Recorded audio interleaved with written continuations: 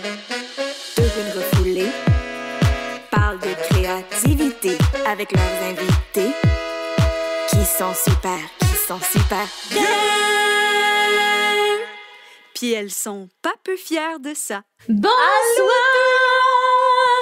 Hey, merci de vous être déplacés sous la pluie. Je cherchais le mot pluie. Dans cette température pluvieuse qui donne envie de rester chez soi, vraiment. Ouais, merci d'être là. Puis, applaudissez notre invité de ce soir, Pierre Quinders. Oui. Merci d'être ici. Ces gens sont presque baptême de podcast, fait qu'on est très excités de dire. Merci beaucoup, ça fait plaisir.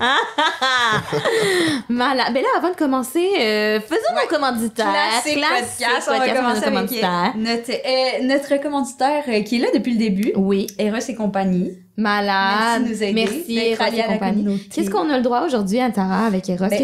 Parce qu'oubliez pas, je sais pas si vous le saviez, mais là, on vous présente un jouet, mais vous avez l'opportunité de le gagner ce soir. Vous pourriez repartir avec. C'est un cadeau.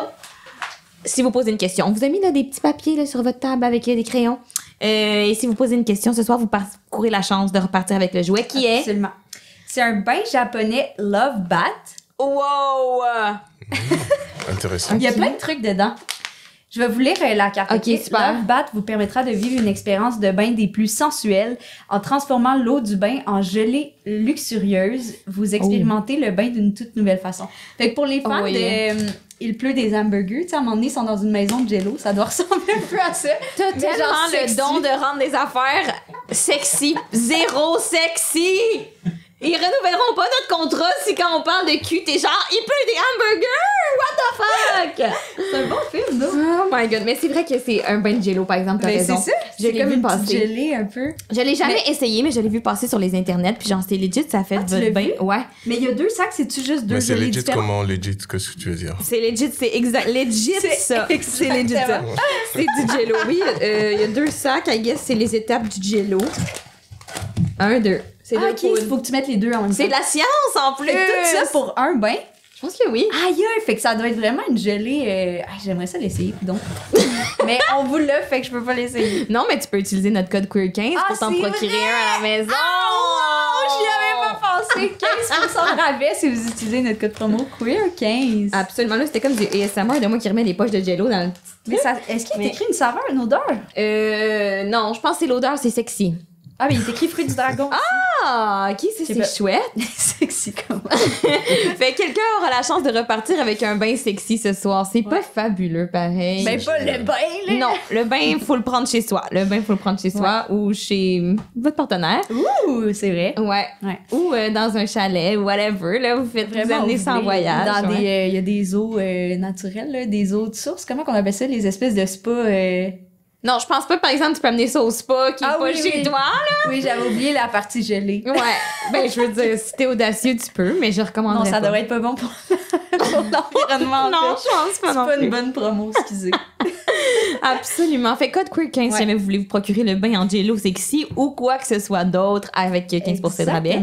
Avant de commencer notre moment queer, faudrait qu'on présente la personne qui commandite notre moment queer. Ben, je dis personne, mais c'est vraiment une bouteille de vin. Ah, d'accord, j'étais comme qui? Oui, absolument, c'est le vin rouge clair, qu'on boit. Et on fait notre cheers. Notre gin habituel. Oh, il était moins bon que d'habitude. Ouais, on a le vin rouge clair disponible dans toutes les SAQ et au verre ici à l'idéal. Ouais. Vin full facile à boire, sur la légèreté, vraiment le petit fruit. Puis on dit tout le temps, mais pour vrai, on l'aime vraiment beaucoup. Là. Oui, je l'achète. C'est pas juste à cause que c'est un commanditaire, là, maintenant on l'achète pour vrai. Ouais, vraiment. Ouais. Fait que c'est un super bon vin. Vraiment léger, tu sais. Moi, je trouve que c'est un bon vin pour commencer comme ton apéro, mettons. Ouais, commencer, finir. Moi, ça me dérange pas. Ça me dérange pas, je suis pas regardante. Puis c'est un vin qui se boit frais. Fait oui, il y a toujours la petite étiquette qui est écrit frais dessus. Puis l'étiquette s'illumine quand c'est prêt à être dégusté parce qu'il faut le mettre au frigo, évidemment. Exactement. Et voilà. C'est combien de temps au frigo? Je sais pas, jusqu'à temps que l'étiquette s'allume, Pierre. Mais comment tu vas savoir que l'étiquette est Je pense que c'est une bonne critique, par exemple. On devrait le dire à Rouge Clair. Faudrait qu'il y ait une petite toune. Hein? Tu sais, pour qu'on entende que c'est prêt. Ben non, mais tu regardes, c'est littéralement ça le marketing, ça allume, là, ouvre le frigo, tu regardes. Si le est frais est illuminé, ça veut dire qu'il est prêt à boire. Mais imagine t'entends dans ton frigo, genre... Non. Mais là, je pense que c'est exagéré. J'aime bien cette idée. Merci, Pierre! Depuis tantôt, Pierre, tu prends son bord, là. J'aime pas ça. Mais c'est correct. Je l'intimide trop. Mais bref, c'est un vin qu'on aime beaucoup. Oui. Puis, mais fait que merci Rouge Clair de commencer notre moment queer. Aujourd'hui, on a un moment queer en duo. Commun. Un moment queer commun. Ah, hier. non. Embarrassing! On a essayé de faire un cœur avec les doigts, puis Anne, ça l'a pas. Ah! C'est bon, ça. Mais c'est pas de l'autre côté. Attends, comment tu le fais? En tout cas, moi, parce que pour le monde à l'audio, vraiment, ça va être à seconde, cette partie-là, mais... Parce qu'on a fait notre espèce de speed dating qui était pas un speed dating, mais comme une soirée de rencontre DJ set. Et je tenais à vous remercier parce qu'on était une centaine de personnes. C'était fou! Ouais, c'était vraiment hot. C'était tellement le fun. J'aurais aimé ça y participer. Genre, c'était vraiment... Je trouvais que c'était comme... une rencontre, tu sais, pas nécessairement, tu vas pas nécessairement trouver l'amour, mais tu peux, là, genre, je pense qu'il y a eu des matchs. C'est le but, ouais. Non, mais c'était ça le but, mais j'ai l'impression que la vibe était bonne pour la vibe était bonne, monde, si tu partais pas avec une date, tu partais avec des good memories. Exactement, en tout cas, c'est sûr, c'est ce que je pense moi, parce que j'ai eu des bons souvenirs, mais pas tout le monde. Non, je pense que le monde a eu du fun. Je pense que le monde a eu du fun. Il y a quelqu'un que je connais qui est venu, qui m'a dit, je trouve que c'était vraiment une belle initiative. Elle m'a dit que avec leur groupe d'amis, son groupe d'amis, ils font genre une carte de bingo, mettons, de choses à remplir dans la prochaine année. Puis, mettons que t'as un groupe de 10, genre tout le monde doit remplir une case bingo, mais t'as ton choix. Puis dans leur case bingo, dans leur truc bingo, il y avait aller à une soirée speed dating. Ah, c'est bien cute, je savais pas ça. J'étais comme, c'est une bonne idée à faire en groupe d'amis. Bonne idée. Fait que là, j'étais comme, c'est inspirant. Fait que là, je me suis dit que j'allais vous relancer si jamais vous voulez faire ça avec vos amis, c'est cool. Ben, c'est fun, mais je serais d'ordre de le faire. Sa carte avec notre soirée dating. Je pense que c'est assez matché. Elle m'a pas donné de nouvelles, je vais lui demander. Ouais. Mais il y a eu des French. Moi, il y a du monde qui m'ont dit qu'ils ont Frenché. Ça French dans le speed dating? Ouais. C'est parce qu'on a une DJ set après. Fait que c'est vraiment plus après. Ouais. Mais en même temps, c'est le monde du lesbianisme. Ouais. Ça part. C'est très vite. Mais je pense que le monde était en mode, ça recherchait l'amour. Là. Le monde voulait Frencher, tu comprends? Ouais. C'est ça. On était le 14 février. Ouais. C'est la Saint-Valentin. C'est ça. Fait que, tu sais, si t'étais ici, puis pas que t'attendre à moitié à la maison, tu voulais Frencher, tu sais. Ouais, tu veux pas rentrer seule à la maison. Non, c'est ça. Je sais sûrement qu'il y en a qui sont rentrés seuls, moi, mais tu sais, les autres, non, je pense. Mais, ouais, je sais pas, mais il y a toi aussi, t'es rentrée seule à la maison parce que ta blonde, elle avait genre un tournoi d'impro. Oui, ma blonde a souvent de l'impro, en fait. Après, pas souvent aller voir de l'impro. Pour nous deux, c'est une soirée mollo. Oui, c'est une soirée mollo, mais je voulais dire de quoi? Que j'ai oublié, un peu. Tantôt, tu m'as dit que tu t'étais fait des gros bleus. Ouais, je me suis fait... Ouais, c'est pas ça que je disais, mais c'est parce que je me tenais sur le tabouret. C'est dur à expliquer, mais je me suis fait des bleus. En équilibre. Je voulais vraiment voir tout le monde pour être sûre que tout le monde répondait aux questions. C'était du cirque. C'était circassien quand même, là. Tout ça. C'était hot. Mais ils sont encore là, mes bleus. Ça fait 2 semaines. C'est tellement dédié à la cause. Je voulais vraiment que vous trouviez l'amour, tu sais. Ouais. Vraiment. Fait que tenez-nous au courant si vous avez trouvé l'amour puis que vous nous écoutiez. Ah, c'est ça, je veux dire, en fait, c'est que j'ai interrompu le DJ set, par exemple. Je sais pas si c'était apprécié, mais j'ai interrompu le DJ set vers minuit pour chanter One Less Lonely Girl. Ouais, non, je pense que les gens ont beaucoup aimé quand même. C'était hot. Ben, je pense peut-être jusqu'au refrain, mais à un moment donné, peut-être. Ouais, je comprends. C'est sûr que moi, j'étais vraiment dedans, mais peut-être que si t'étais en train de frencher sur le dance floor, t'étais pas... C'était peut-être pas la vibe. Fait que je m'excuse si j'ai dérangé du monde, mais je sentais qu'il y a du monde qui était dans avec cette tune-là. Je pense que oui, vraiment. C'est At Large, une excellente chanson. Fait que, absolument. Mais, fait que bref, merci à la soirée Saint-Valentin. Donnez-nous des nouvelles si vous avez été matchés. Toi, Pierre, est-ce que t'as un moment queer? C'est ce que je sais en plus que ça te gruge depuis qu'on est parti, là. Ça te stressé. J'essaie d'y penser, mais en fait, j'ai eu une demande récemment de faire une playlist pour une application de rencontre pour hommes gays. C'est bien québécois ou genre international? C'est un peu jaune comme ça. Je sais pas si je peux le dire le nom. Mais ok, je comprends. Mais c'est pas grave.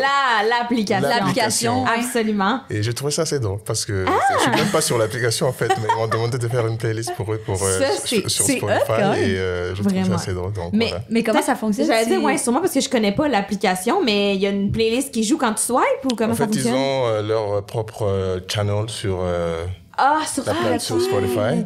Et du coup, ils invitent différents artistes, j'imagine. Wow. Et puis, ils m'ont proposé de faire une playlist pour... T'as-tu dit oui? Comme gig. Oui, j'ai soumis ma playlist. Aïe. Est-ce que tu peux nous donner une tune qui était dessus? Ben, il y a au moins une de mes tunes qui est dessus. Yes. Faut plugger quand même. Il y a au moins une toute, c'est mon EP qui est sorti. Il y a la chanson Everyday qui est sur la playlist. Et puis, il y a une nouvelle chanson là que Selena Gomez a sorti là récemment. C'est celle sur son ex? Je sais pas si c'est celle sur son ex, mais je sais que c'est son fiancé qui a produit la chanson. Ah oui. Mais c'est-tu genre Call Me When You Break Up? Call Me When You Break Up. Oh! Voilà. C'est bon, c'est très... l'application, ça fonctionne bien, tu vois, ça fonctionne même avec l'idée de l'application, tu vois. T'as-tu réfléchi aux thématiques quand tu créais la playlist ou t'étais juste en mode... Ah ouais, ça grind là-dessus. Ça grind là-dessus, ouais. J'adore. OK, mais c'est un excellent moment queer, je trouve. Vraiment. Merci. J'ai réfléchi longtemps, mais je pense que celui-là, c'est le meilleur so far. C'est vraiment bon. C'est vraiment hot. Ben, merci tellement d'être là. On est vraiment excités de te recevoir. Ça me fait plaisir. Puis j'ai l'impression qu'évidemment, tous les artistes, ça fonctionne bien au podcast, là, évidemment, mais quand j'ai fait mes recherches sur toi, j'étais genre... J'ai l'impression que la musique et ton parcours queer sont comme intimement liés. Oui. Là, corrige-moi si je me trompe, mais c'est en créant l'album José Louis and the Paradox of Love que tu as pu faire des réalisations sur ta propre queerness, si je ne m'abuse. Est-ce que tu peux nous parler d'un peu comment tout ça s'est passé? Bon, c'est pas nécessairement en faisant cet album-là que j'ai découvert, je me suis découvert. Ça grindait pas assez. Ça grinde même pas. Ça grinde pas du tout. Je tiens à préciser que ça grinde pas du tout. Non, mais en fait, c'est... toute cette recherche identitaire ou ce développement identitaire a été fait bien avant. Et puis, cet album-là a permis de raconter cette histoire-là. Si tu veux... T'avais une deuxième partie de la question? C'était en fait, c'est comment tout ça s'était passé, comment le processus d'acceptation de ta queerness s'est passé à travers la création de cet album-là. Parce que je sais que c'est comme ça s'est passé relativement, comme tu le disais. Surtout, il y a surtout eu mon entourage. Tu vois, j'ai fréquenté beaucoup de personnes queer autour de moi et j'ai toujours eu ces questionnements-là au fond de moi. Mais après avoir vécu 30 années hétéro, tu sais, il y a des mécanismes qui se font naturellement dans son cerveau et puis on essaie de repousser certaines choses. Mais en me retrouvant dans le milieu artistique, en fait, en étant dans la créativité, j'ai pu me redécouvrir vraiment. Et j'ai eu des gens autour de moi qui ont su me guider dans cette découverte-là, en fait. Wow! Puis cool. Quand tu parles de ces gens-là, c'est-tu dans la création de l'album, c'est-tu des gens avec qui tu étais comme musicalement liés? Musicalement lié, oui, certes. D'ailleurs, dans une des chansons, la chanson la plus importante de cet album-là, en tout cas, c'est mon opinion, hein, c'est la chanson Your Dream. C'est une chanson que j'ai dédiée à ma mère. Et cette chanson-là, je la chante avec Ngabo, qui est aussi un artiste queer et qui était une des personnes vraiment queer avec qui je me suis lié d'amitié et qui m'a un peu ouvert les yeux par rapport à qui j'étais au fond de moi, quoi. Intéressant. Mais tu dis un peu que t'avais les... C'est pas nouveau, mais c'est comme si là, tu te permettais plus de le vivre. Est-ce que tu te souviens du déclic où t'as fait comme « Oui, OK, ouais, c'est ça qui se passe. » Ben, il y a toujours ce crush là que t'as sur quelqu'un à un moment donné que tu sais pas comment résister. Et puis, bon, aujourd'hui, ça fait plusieurs années, mais j'étais un peu plus jeune à l'époque. Donc, j'ai sauté sur beaucoup d'occasions de curiosité. J'ai commencé petit à petit et puis le petit est devenu grand très rapidement, quoi. Je comprends. T'es arrivé au Québec en 2001. Oui. Puis rapidement, tu t'es joint à une chorale. Puis c'est là que tu parles d'avoir trouvé ta voix. Puis nous autres, on se demandait si, à un moment donné dans ta vie, il y a eu un clash un peu avec comme la communauté religieuse puis ta queerness. Parce que c'était une chorale à l'église, si je ne À l'église, oui, pardon. C'était une chorale à l'église, effectivement. Bah, ouais, personnellement, oui, je l'ai pas vécu avec l'église. Ouais. Mais personnellement, moi-même, j'avais choisi de prendre une certaine distance par rapport à l'église, par rapport à surtout ce qui m'avait été inculqué au fil des années dans mon tout jeune âge et puis en grandissant. Mais j'avais quand même... Je suis une personne, bon, pas pour me jeter des fleurs, hein, je pense avoir un certain sens de discernement. Et je remercie ma mère parce que j'ai été baptisé, moi, à l'âge de 13 ans. Et c'est parce que j'avais choisi d'être baptisé, parce que j'étais dans une période de ma vie où j'ai envie de me faire baptiser. Et puis j'avais 13 ans et puis ma mère a dit, ah oui, c'est bon, on va te baptiser. J'ai tout fait en même temps. baptême, communion, confirmation. En mode back to back. Okay.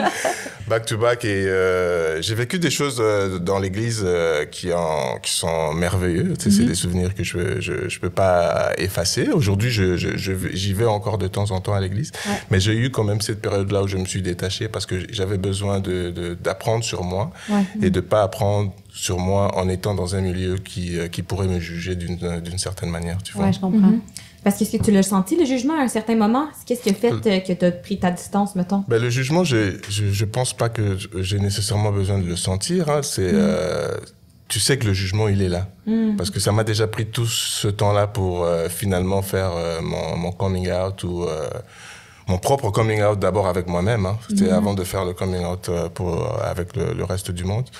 Donc, tu sais déjà qu'il y a ce jugement-là, tu sais déjà qu'il y a ce regard-là parce que pendant longtemps, tu vis un peu une vie cachée, tu vois. Ouais, je comprends tout à fait.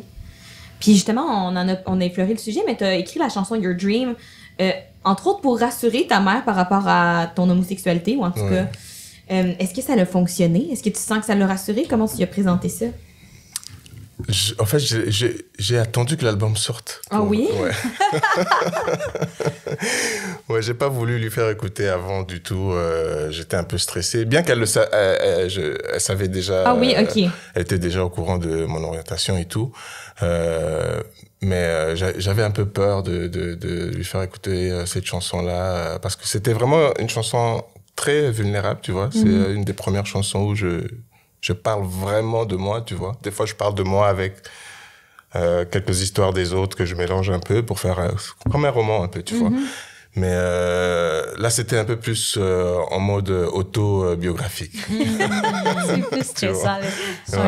Ouais. Puis ça, est-ce qu'elle savait que c'était vraiment autobiographique quand tu lui as présenté et tu l'avais mis au courant que c'était comme ça, c'est à propos de moi, maman? T'as pas dit c'est l'histoire d'une autre personne? Non, je l'ai pas dit comme ça, c'est à propos de moi, maman. Non, j'ai dit bon, tiens, voici une chanson que j'ai écrite pour toi, que j'ai dédiée que je t'ai dédiée. Et il y a aussi parce que j'avais gardé un message qu'elle m'avait envoyé une fois pour mon anniversaire. C'est le message que j'ai utilisé. Je pense que c'était pour mes 31 ans, je crois. Et que j'ai utilisé justement en sorte d'intro et de outro de cette chanson-là justement, et parce qu'elle fait partie de la chanson. Et je m'adresse à elle, et dans ce message-là, c'est un message de joyeux anniversaire où elle m'a donné toutes les bénédictions qu'elle avait à m'offrir. Et c'est un message, je sais pas pourquoi j'avais décidé de le garder. Et quand je me suis retrouvé en studio justement, j'ai pensé à ce message-là et c'est à partir de là que je me suis laissé aller et puis les pleurs se sont transformés en écrits. Wow! Puis tu dis que tu sentais le besoin de la rassurer avec cette chanson-là. Qu'est-ce qui faisait que tu pensais qu'elle aurait besoin d'être rassurée? Est-ce que ça partait d'une conviction qu'elle serait peut-être dans une certaine anxiété par rapport à l'homosexualité ou par rapport à ton parcours avec ta queerness? Bon, l'anxiété, déjà, ça vient avec la vie. Hein.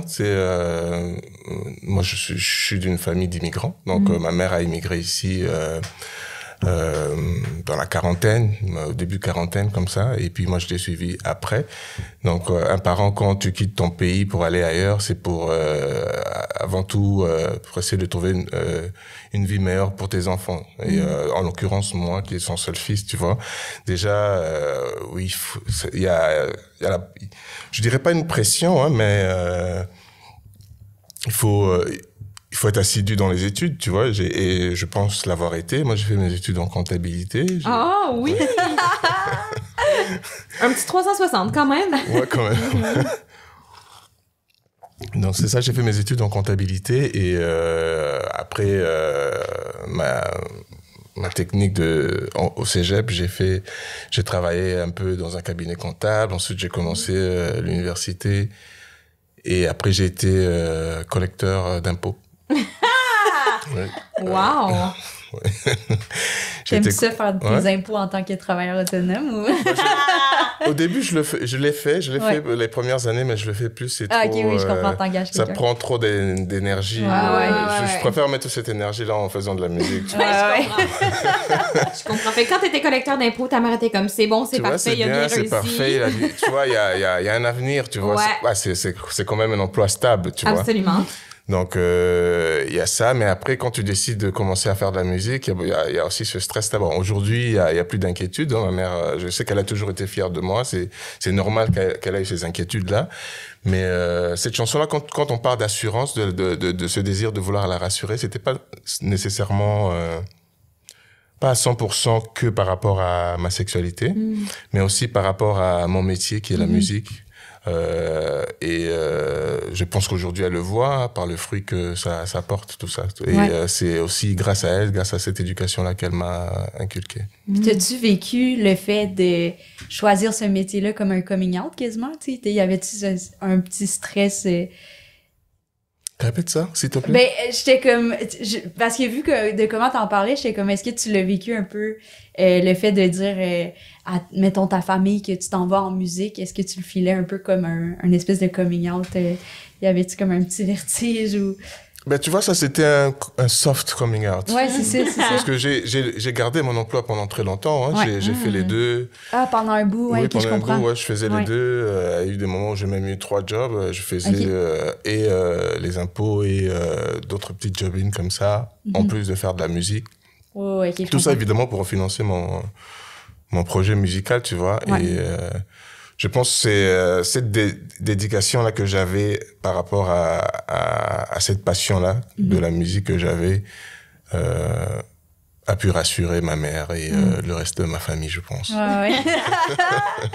Est-ce que tu te rappelles de la première fois que tu as parlé de ta queerness à ta famille? Oui, à ma mère surtout, oui, je me rappelle très bien, oui. Ça s'est bien passé. T'as pas l'air sûr. Mais ça s'est beaucoup mieux passé que ce que j'aurais imaginé. Ah ouais? J'avais un peu... Je t'avoue que t'as un peu peur, tu vois, parce que ça faisait déjà un certain temps que j'étais à l'aise dans ma personne, tu vois. Mais ça, c'était une autre étape, tu vois. Et moi, c'était important pour moi que ma mère le sache. Ma mère, elle m'a élevé toute seule. Et puis... c'est quelqu'un que j'aime beaucoup et que je respecte beaucoup, et je ne voulais surtout avec mon métier, c'est pas comme si je m'en cachais quand j'étais dans mon travail, mais je voulais pas qu'elle l'apprenne de quelqu'un d'autre que moi-même. Et c'était un dimanche comme ça, j'ai invité mes sœurs, c'est mes cousines, mais que je considère comme mes sœurs. Je les ai invitées à m'accompagner, et on s'est assis, ça a pris du temps, on a mangé, j'ai attendu. On a mangé. Et bon, après, j'avais prévenu ma mère que je voulais qu'on OK, elle savait qu'il y avait quelque chose sur le menu. Là. Ouais, elle savait qu'il y avait quelque chose sur le menu, elle savait pas quoi, et puis bon... Pour elle, elle s'est dit que c'est un dimanche en famille, hein. Mais bon, après, mais elle s'attendait à ce que je balance quelque chose, et j'ai fini par balancer. On a mangé, puis on a digéré un peu, et après la digestion, j'ai fini par balancer le morceau. Bon, évidemment, et je le comprends, hein, ça reste un choc. Il y a quelques larmes qui se sont versées, moment de silence. Mais le plus beau dans tout ça, c'est que ma mère m'a dit que je suis son fils et elle m'aimera n'importe comment. Donc voilà quoi, c'est cet amour inconditionnel là qui a été confirmé, même dans ces mêmes instants là où c'est difficile, hein, pour elle. Il y a tout un rêve pour son fils qu'elle imaginait, qui vient de s'effondrer devant elle.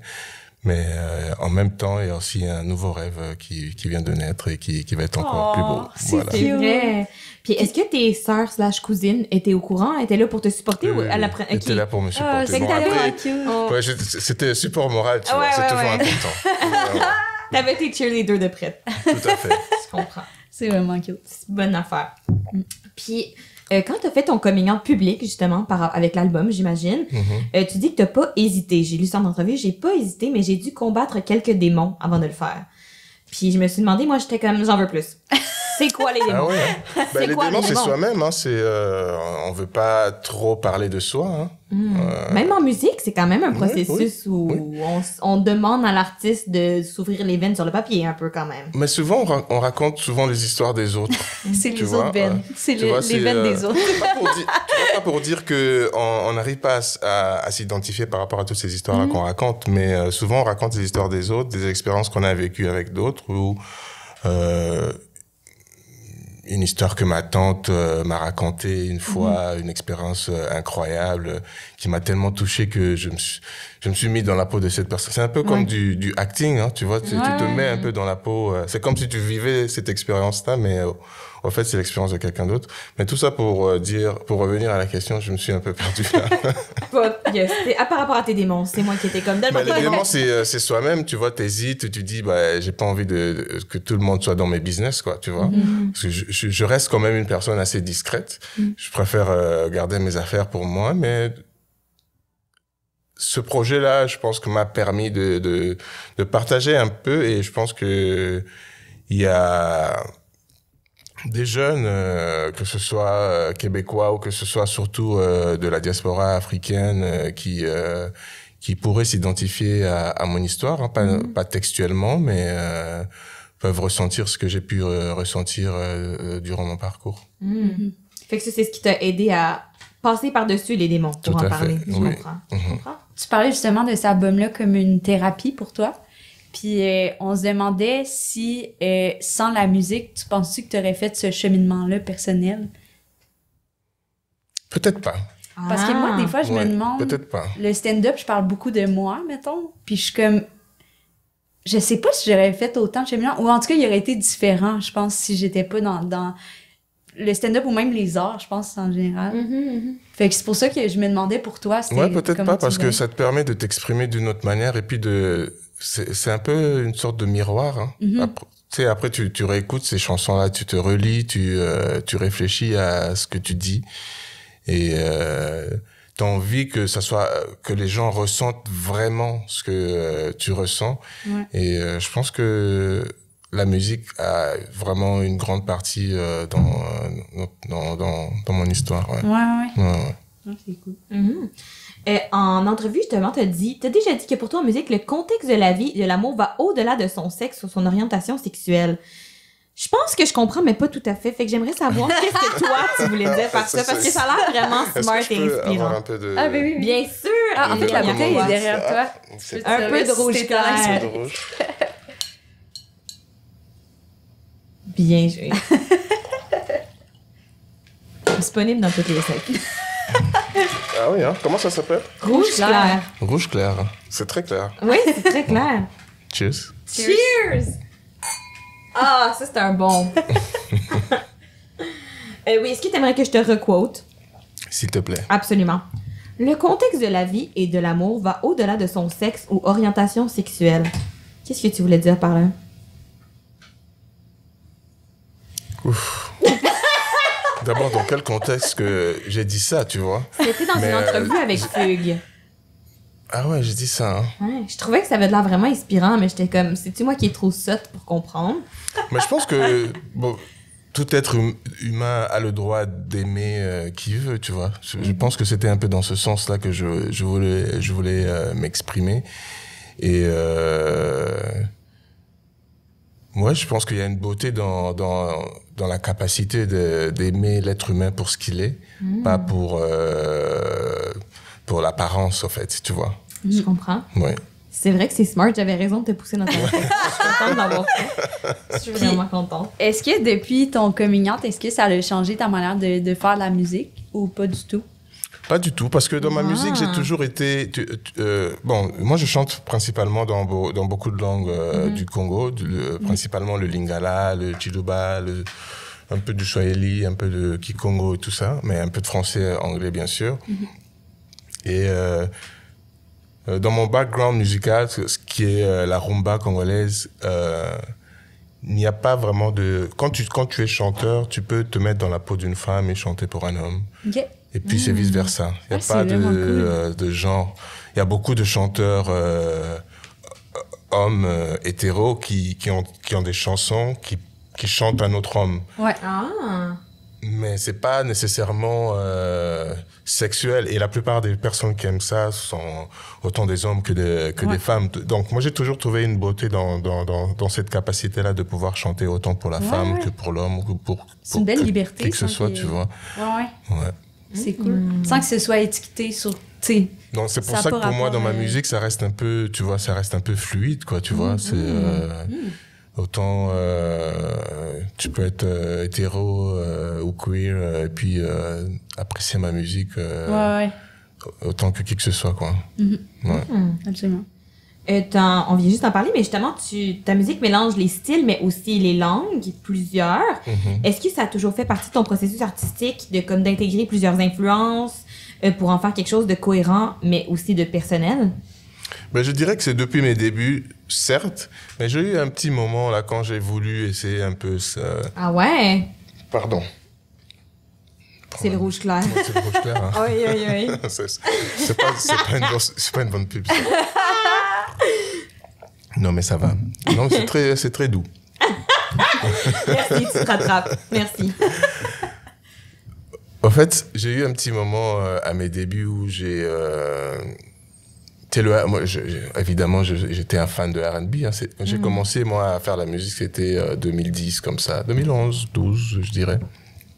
Et donc, j'ai grandi dans les années 90, de début 2000. Le R&B était très en fait. Donc, je voulais faire un peu du R&B, mais un peu en français ou un truc façon, tu vois. Et on a tous adoré Corneille avec son premier album, parce qu'en fait, c'est un album où il n'y avait que des hits, donc. Absolument. Donc, il y avait un peu ce désir-là de vouloir chanter en français, faire une sorte de R&B, mais j'ai essayé, puis ça n'a pas vraiment... Même moi-même, j'ai pas accroché, tu vois. Même moi-même, j'ai pas accroché. J'ai dit, peut-être que c'est pas pour moi. Et je me suis aventuré. En fait, une des premières chansons que j'ai enregistrées, c'était une sorte de sample, un genre d'échantillonnage d'une chanson congolaise qui existait déjà. Ça, c'est des chansons que vous pouvez trouver sur mon Bandcamp.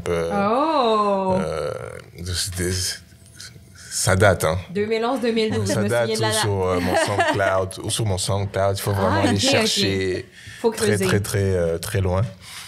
Mais c'est ça, c'est à ce moment-là que j'ai réalisé au fait que j'avais besoin de chanter en lingala parce que j'étais encore moi je suis arrivé tu mentionnais tout à l'heure, je suis arrivé en 2001, donc ça faisait que 10 ans ou quelque chose comme ça que j'étais au Canada. Et je suis arrivé à l'adolescence, hein, j'avais 16 ans, donc j'ai vécu une bonne partie de ma vie au Congo. J'étais vraiment encore très attaché et puis on était dans le boom de l'internet, donc la seule façon de rester connecté, c'était l'Internet. Et YouTube, à ce moment-là, c'était... The shit. Je sais pas si je pouvais. Oh my God, oui. C'était the shit, tu vois. J'étais quand même très connecté avec ce qui se passait sur le continent et je voulais que ça se ressente dans ce que j'avais envie de proposer musicalement. Au début, j'ai un peu fait du n'importe quoi. Bon, quand je dis n'importe quoi, pas pour minimiser ce que je faisais, hein, mais j'ai freestylé, quoi. On va appeler ça comme ça. J'ai freestylé. Et en freestylant, je me suis amélioré. Et puis, mon premier EP, il est sorti en 2013, avril 2013. Ouais, 2013. Et dans la même année, j'ai suivi avec un second EP octobre 2013, comme ça. Qui ça part? Oh wow, t'es pas niaisé en 2013? Non, j'ai pas niaisé, ouais. Et mon premier album est sorti un an plus tard. Wow!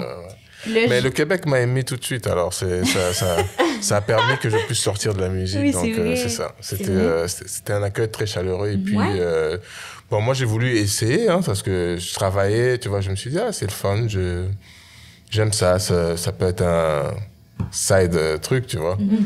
Mais aujourd'hui, le side est devenu le principal, tu vois. C'est cool. Mais c'est fun quand même que tu aies senti l'amour du Québec dès les premiers comme vraiment. En tout cas, j'ai été quand même à mes départs, j'étais chanceux d'être bien entouré, d'avoir des gens qui ont pu me guider un peu là-dedans et je pense que je suis aussi arrivé avec une proposition qui était un peu différente de ce qu'il y avait à l'époque. Hein. Aujourd'hui, ça a certainement changé, mais je pense que c'est ce qui a fait plaisir aux gens et surtout, on va pas se cacher, la chanson Mardi Gras. Tout le monde a adoré ça. C'est ma chanson la plus populaire. Je suis allé chercher les Acadiens et puis les Québécois avec cette chanson-là. Voilà. Je comprends, t'as mis dans ta petite poche. Voilà. Good for you. Mais d'ailleurs, tu sors ton prochain album demain. Puis pour les gens qui écoutent, en fait, il va déjà être sorti, Tears on the Dance Floor. Tears on the Dance Floor, oui. Puis t'as collaboré avec plusieurs grands artistes, dont Pierre Lapointe. Oui. Puis là, on se demandait si c'est quelque chose que tu pensais à... Est-ce que c'est quelque chose qui est important pour toi de collaborer avec des personnes queer ou c'est juste comme naturellement, c'est des personnes que t'aimes leur musique, mettons? Ou les deux peuvent exister. Les deux peuvent exister. Évidemment. Les deux peuvent exister. Mais d'abord, en ce qui concerne Pierre, c'est plutôt... Moi, je suis un fan de Pierre Lapointe. Ah ouais. Tu vois, j'ai toujours aimé sa musique. Et la première fois que je l'ai rencontré, je pense que c'était en 2015. T'étais encore émergent. Hein, ouais, j'étais encore émergent. Et puis, mon album était nommé à la disque. Est-ce que j'ai gagné même cette année-là? C'est possible. Brag. Yeah. Peut-être pas. Peut-être, non, j'ai pas gagné. Peut-être pas. Ou peut-être, je suis... Mais je confirme que j'ai quelques Félix à la maison. Ouais, on s'est rencontrés c'était en 2015 et on a gardé contact, on s'est liés un peu d'amitié. Vous êtes rencontrés à la disque ou avant dans le milieu? À la disque, et puis je me suis pas gêné de lui dire que j'étais un fan, que j'aimais beaucoup ce qu'il faisait. J'ai même une collection de vinyles de Pierre Lapointe à la maison. Et ça allait, tu vois, ça faisait un moment que je voulais faire un truc avec lui. Je voulais d'ailleurs qu'il puisse écrire une chanson pour moi, qu'on puisse soit chanter ensemble ou que je pourrais chanter tout seul, tu vois. Mais il s'est avéré que j'ai eu cette chanson-là et qui m'a fait penser à lui et je lui ai proposé et ça a donné ce résultat-là, clair de lune. Voilà. Wow. Qu'on va pouvoir écouter demain, à partir de demain. Ouais, à partir de demain, ou vous pouvez déjà écouter pour ceux qui vont un peu plus tard. C'est vrai, exact. Ouais. Mais est-ce que quand tu as rencontré Pierre, mettons, là, si on parle de 2015, est-ce que toi, dans ta tête, ton cheminement personnel avec la queerness était déjà entamé? C'est-tu quelque chose qui vous a rapproché d'une certaine façon, tu penses? Ouais, c'était déjà entamé. Mais lorsque j'écoutais Pierre Lapointe en tant que fan, je sais pas si je le savais déjà ou peut-être c'était pour ça que j'étais aussi attaché à sa musique. Tu vois ce que je veux dire? Absolument. Donc c'est le fou la poule. C'était je me dis c'est une question que je me pose des fois, je me dis peut-être c'est une des raisons pourquoi j'étais si attaché à sa musique, parce que j'arrivais à m'identifier un peu à ce qu'il racontait, tu vois. Je pense lui avoir déjà dit ça aussi d'ailleurs. Wow! Puis est-ce que votre collaboration musicale, ça l'a comme... Je veux pas dire guéri, mais est-ce que ça l'a comme mis un petit baume sur ton cœur de jeune queer qui écoutait sa musique? Est-ce que vous avez t'as-tu senti une connexion plus loin que la musique puis un peu dans la queerness quand vous avez travaillé ensemble? Ben définitivement, mais le plus beau moment de queerness que j'ai vécu avec Pierre, c'est en chantant L'amour existe encore de Céline sur les plaines d'Abraham. Je pense que c'était en 2023. 2024? Non, c'était l'été dernier d'ailleurs. C'était 2024, Ouais, ça c'était un moment magnifique. Et puis Céline, c'est... Queen. She's the queen. Queer icon also. Tu vois. Et c'est ça, c'était vraiment un moment magnifique. Chanter Céline en duo avec Pierre Lapointe sur les plaines d'Abraham. Ouais, c'est malade. Je suis déçue d'avoir manqué ça. C'est un amalgame incroyable de votre musique, du Québec. Mais je pense que c'est de la disponible sur Télé-Québec, je pense. Le show, ben oui. Ouais, le show est disponible sur Télé-Québec, je crois bien. Cool. Ouais. Merci Télé-Québécois. Là, je vous rappelle qu'on est pas mal à la fin des questions, fait que si jamais vous avez des petites questions à écrire sur les papiers, on va venir les ramasser très bientôt. Gagner le bain Angelo, s'il vous plaît. J'étais rendue où? Excusez, je me suis perdue dans mes questions. C'est cette question-là. Merci. Et considérant que ton dernier album fait partie d'un cheminement personnel, est-ce que tu avais certaines appréhensions quand tu as écrit ton nouvel album là, qui sort ce soir à minuit? Est-ce qu'il y avait une partie de toi qui était comme « Hey, là, j'ai fait beaucoup de travail personnel sur le dernier album. Est-ce que j'ai envie de m'attaquer à d'autres cheminements personnels? » Y avait-tu une petite inquiétude de comme « Oui, est-ce que je me ramasse avec une petite séance de thérapie en faisant ma musique? » Mais Tu vois, on parlait de thérapie avec l'album précédent où c'était plutôt ma self-discovery, tout ça. Dans celui-ci, oui, on s'est découvert, mais c'est plutôt toujours dans ce travail-là sur ma propre vulnérabilité, d'essayer d'être un peu plus vulnérable et d'essayer de parler un peu plus de moi, mais de parler. Les chansons ne parlent nécessairement pas de ça, mais l'énergie qui est dégagée dans ce projet par les chansons, c'est vraiment ce que j'ai ressenti pendant que je préparais un peu ce projet-là. Il est intitulé Tears on the Dance Floor pour une raison. Durant les 2 dernières années, j'ai perdu beaucoup de personnes importantes dans ma vie, des personnes avec lesquelles j'ai grandi, des personnes qui m'ont vu grandir, des personnes qui m'ont inculqué des valeurs. Et souvent, j'étais en tournée quand tout ça arrivait.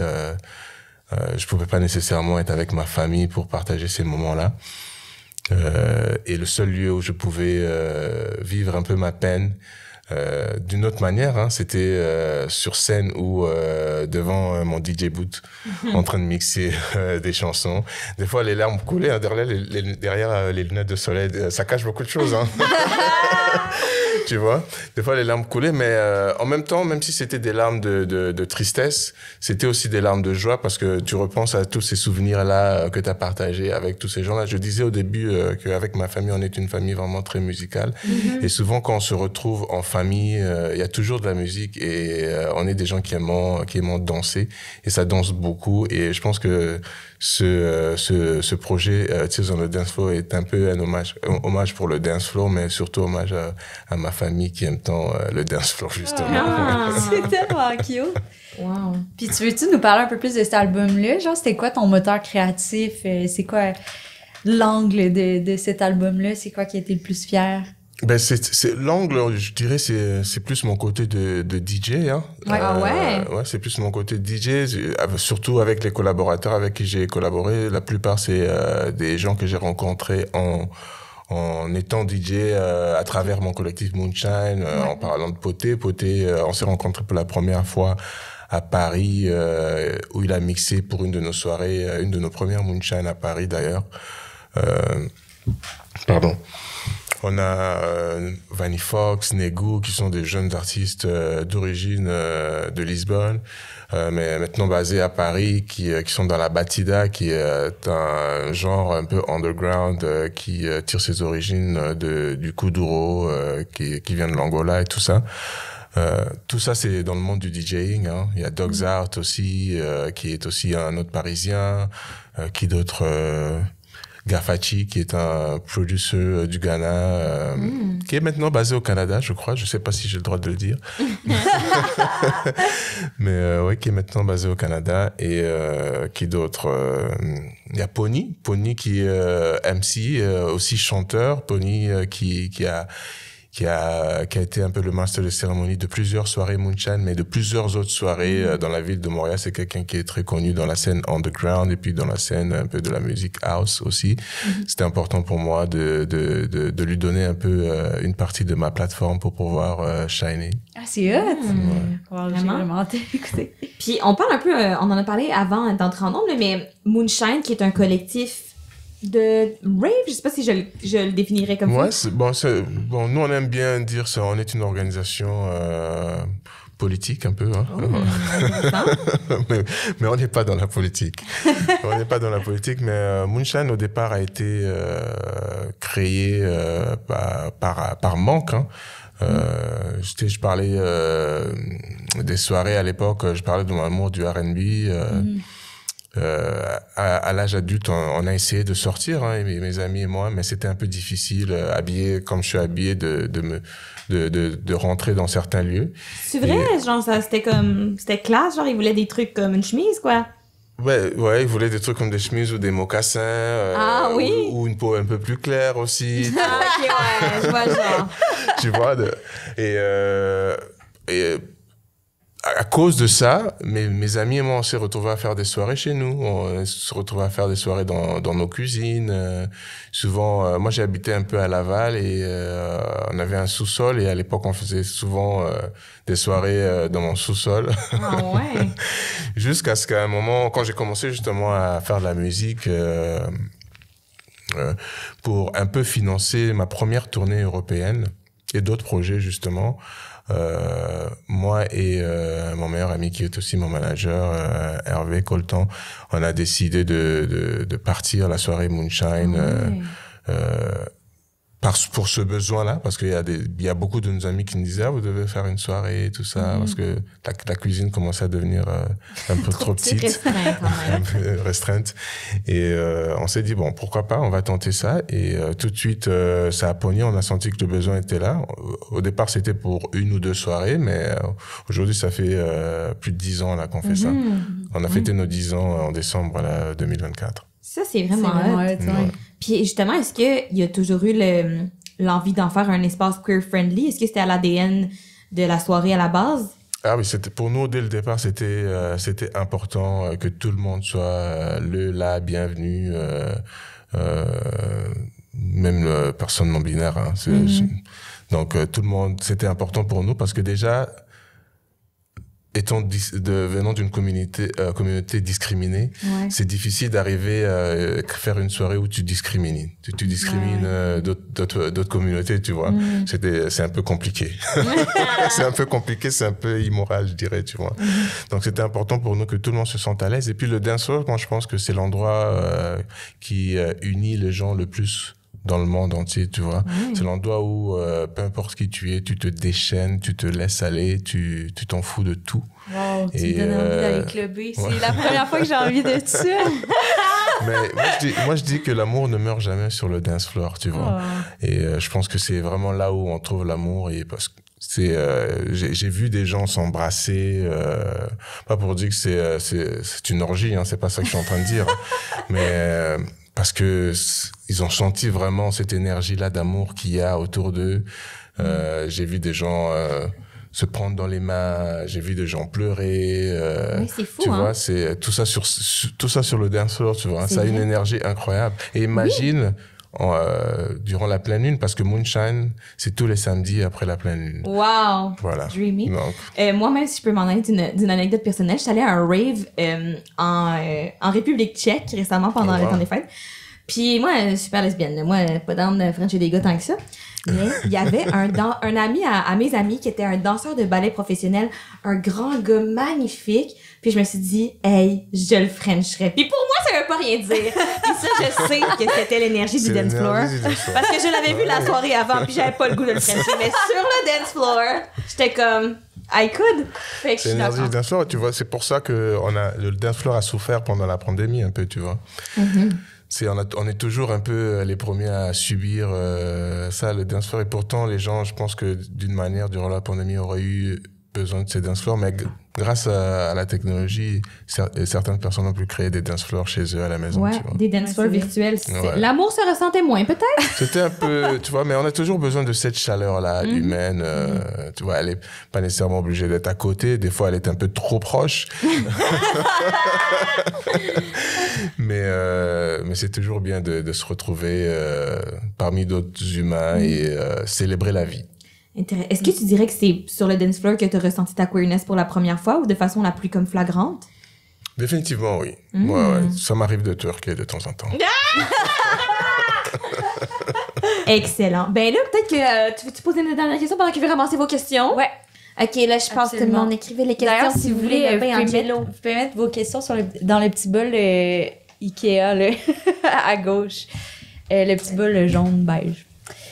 Ben là, je vais te poser une question qu'on pose toujours à nos invités vers la fin. Qu'est-ce qui te rend le plus fier de ton parcours queer? C'est une grosse question. Tu peux prendre ton temps. À chaque fois, je sens que c'est vraiment une grosse question. C'est une grosse question. Moi, je sais même pas qu'est-ce que je répondrais. Qu'est-ce qui te rend le plus fier dans mon parcours? Le plus fier de ton parcours? Je dirais ma famille, hein, tu vois. Tout à l'heure, on a beaucoup parlé de ma mère et tout. Ça a toujours été important pour moi d'être accepté par les personnes qui m'ont le plus aimé hein, jusqu'à ce jour, tu vois. Et savoir que cet amour-là, il est vrai, il est réel et qu'il est constant. Ouais, inconditionnel. Inconditionnel. Et je pense que c'est vraiment ça qui est ma plus grande fierté parce que je me considère chanceux et privilégié de l'avoir. Hein. C'est pas tout le monde qui a nécessairement cet amour-là. Mais moi, ça me rassure de l'avoir et je le souhaite à beaucoup d'autres gens aussi. Ouais.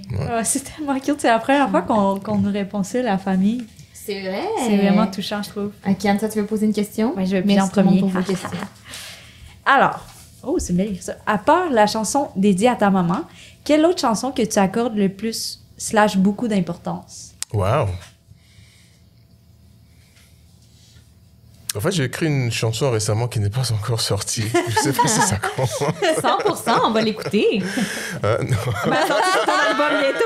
Non, elle n'est pas sortie. Elle sort pas sur le projet qui est là, Tears on the Dance Floor, mais elle sortira sur plus tard, le plus long album. C'est du méga tease. Tu vois, que j'ai dédié justement à mon oncle Jean-Pierre qui nous a quittés en septembre 2024.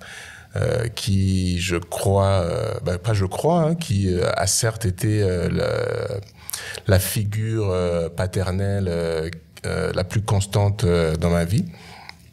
Et c'était la première fois que j'écrivais pour quelqu'un qui est parti. Donc c'est une chanson pour laquelle je suis fier parce que ça m'a permis aussi, on parlait de tous ces deuils-là auxquels j'ai pas pu assister, justement, ça en fait partie, tout ça.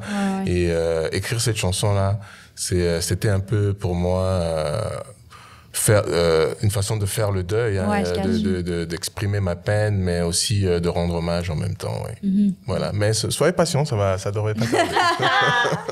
Ok. Oui, c'est une longue question. Voilà. Liberté, égalité, sagacité. Dure environ 9 minutes. Oui. Ce qui, quand on n'est pas les cowboys fringants, est moins susceptible de passer à la radio. Dans le sens large du terme, est-ce que cette liberté musicale t'apparaît queer? C'est tellement une bonne question. Ouais, peut-être, hein. Peut-être parce que être queer, c'est un peu sortir de la norme, hein, si on parle de la normalité que la société nous a inculquée, tu vois. Avec cette chanson-là, je voulais un peu choquer, hein, pas choquer de la mauvaise façon, hein, dire mais qu'est-ce qu'il fait, tout ça.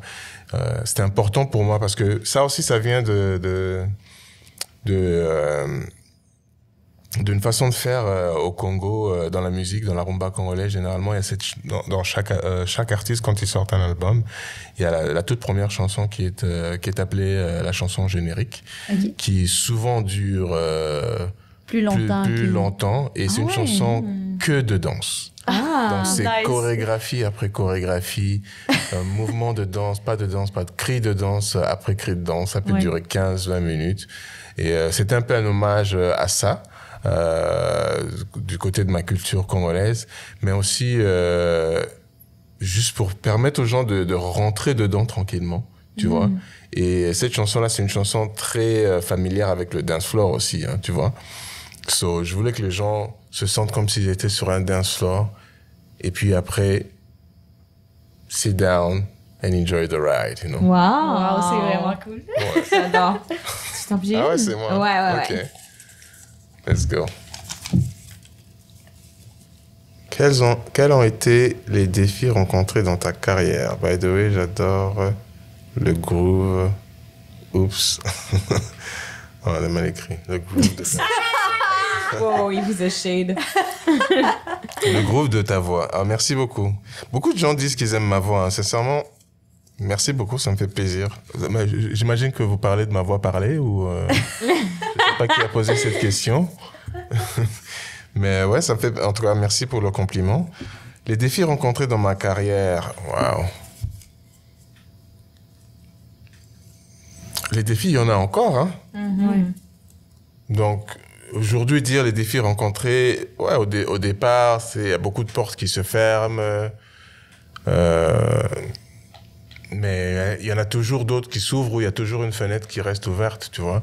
Je pourrais pas nécessairement, citer un défi particulier parce que j'en ai tellement eu des défis et je pense que j'ai encore beaucoup de défis à surmonter, personnellement aussi, hein, mais aussi par rapport à l'industrie dans laquelle j'ai, par rapport à aussi mon orientation, tout simplement.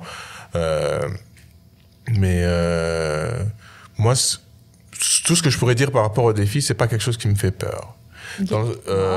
Ça me secoue.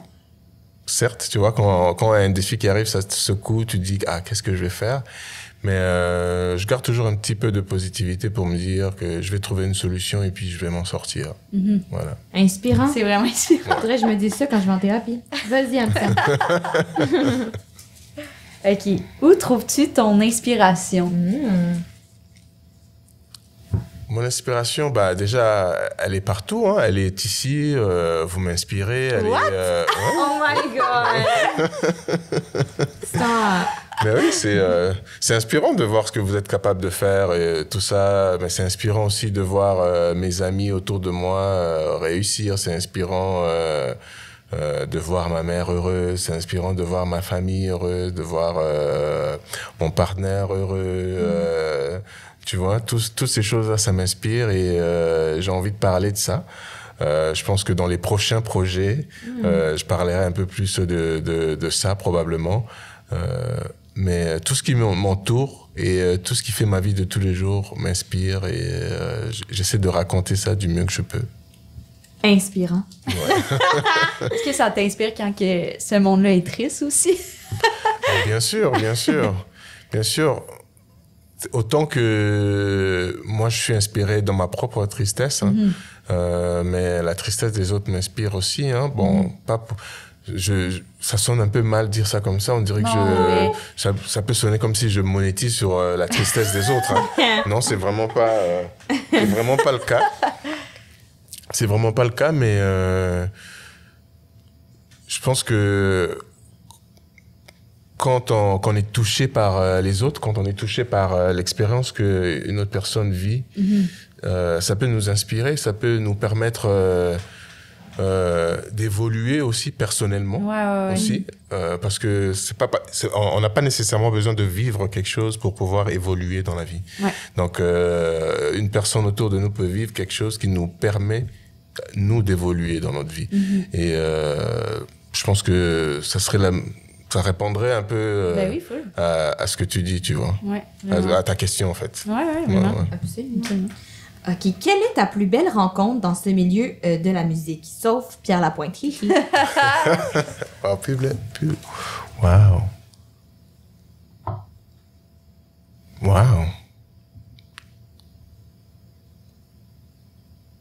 Plus belle rencontre.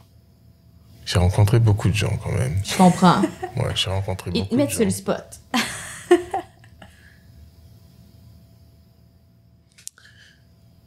Bon. Une de mes plus belles rencontres, je dirais... Pardon. Puisqu'on est un peu en mode podcast, radio, vibe, j'ai rencontré ce DJ animateur de radio... il s'appelait DJ RKK. J'adore. Ouais, j'essaie de me rappeler de son... je pense que c'est Rémi, je crois. Rémi de Radio Nova. J'espère que j'ai pas massacré son nom. Pardonnez-moi, en tout cas, je m'en excuse. Mais c'était un animateur qui animait à Radio Nova, justement, et qui a eu la chance de rencontrer beaucoup de grands artistes de la rumba congolaise que moi, je n'ai pas eu la chance de rencontrer. Donc, le rencontrer était un peu une extension. Une extension pour rencontrer tous ces artistes-là. Je pense en tout cas, un de mes artistes préférés qui est Papa Wemba, que j'ai pas eu la chance de rencontrer, qui est mort en 2016, je crois bien. Il est mort sur scène, d'ailleurs. Ouais. Un festival en Côte d'Ivoire. Et c'est drôle parce qu'il avait prédit aussi sa mort, qu'il aimerait mourir sur scène. Ouais, OK. Si c'est son dernier souhait, ça va. C'était son souhait, qu'il aimerait mourir sur scène. Et donc, RKK a eu à interviewer beaucoup de grands artistes congolais, dont Papa Wemba, que je suis un grand fan. J'ai même écrit une chanson intitulée Papa Wemba sur le dernier album, là, justement. Donc, du coup, ouais, je dirais c'était par transition. Hein. RKK. J'adore. Dernière question. Dernière question. Ah ouais? Ouais. OK. Vous avez écrit une bonne question. Bravo, groupe. Quel est ton artiste musical que... ou peu importe... Ah, queer. Ou peu importe, du moment, est-ce que celui-ci t'inspire pour tes éventuels projets musicaux? Est-ce qu'il y a queer du moment?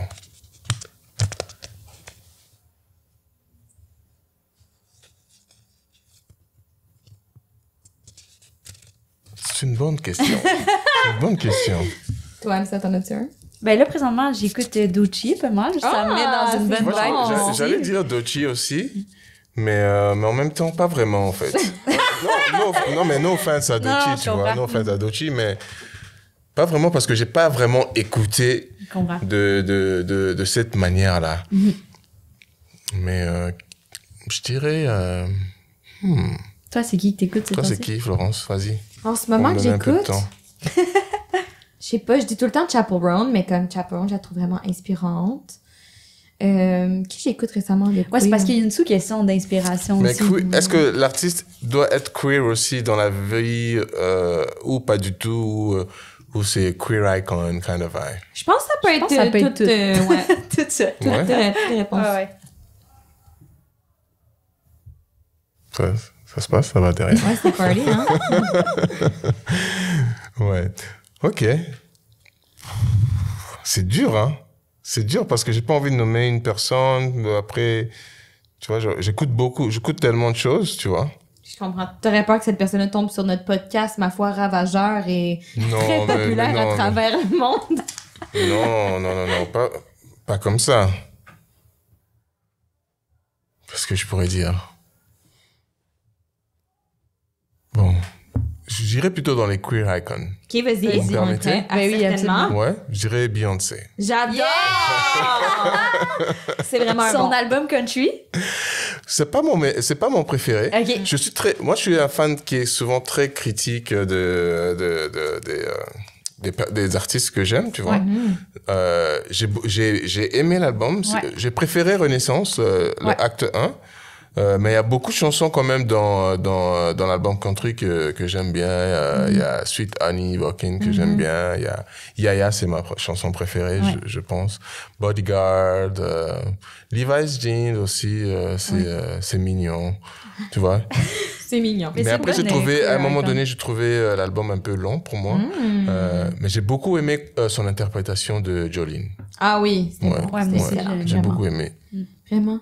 Ben, merci beaucoup. Ah, c'est la dernière question. C'est la dernière question. Ah, OK, ben là, il faut en choisir une. Ouais, une. t'en as-tu une préférée que t'aimerais qu'il gagne le bain de Jello? Sexy. Ah, OK. En écoutant un peu des hamburgers. Pour ou contre écouter un film dans un bain? Ben, mais pas si c'est pour le sexy. Ça, c'est une question?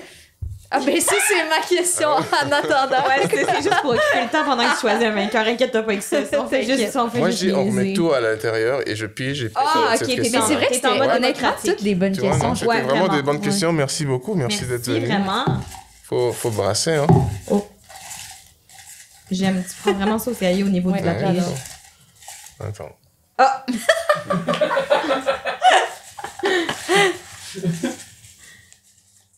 OK. C'est peut-être une... Quelle est ta plus belle rencontre dans ce milieu musical, sauf Pierre Lapointe? Voilà. C'est qui a posé cette question? Yeah! Oh, mais c'est Jello pour toi! Ben, j'espère que la réponse... Oh, pardon. J'espère que la réponse t'a plu. Ben oui. Merci beaucoup. Imagine, genre, non. Mais merci beaucoup, Pierre, d'avoir été là. C'était super. Merci à toi, Florence. Merci, Anne-Sara. T'as-tu... Ben, évidemment... Merci au public. Hey, écoutez l'album Tears on the Dance Floor. Puis t'as-tu d'autres trucs à plugger? T'as-tu des shows qui s'en viennent? Ben, je pars en tournée avec mon collectif Moonshine en Europe. On a quelques dates en Europe. Vous pouvez voir les dates et les villes sur Internet, Instagram, c'est disponible. J'ai pas envie de balancer des mauvaises dates, hein. Mais tout est déjà annoncé. Vous pouvez trouver ça sur notre site Internet. On commence à Amsterdam, je crois bien le 11. Wow. Ensuite Bruxelles le 12. Et on enchaîne Londres, puis Lisbonne, d'autres villes aussi. On finit à Athènes. Ça, je sais. Donc, si jamais vous êtes en Europe durant cette période-là, en avril, venez passer un petit moment sur mon dance floor. Malade! Ben, merci tellement. Merci, Pierre.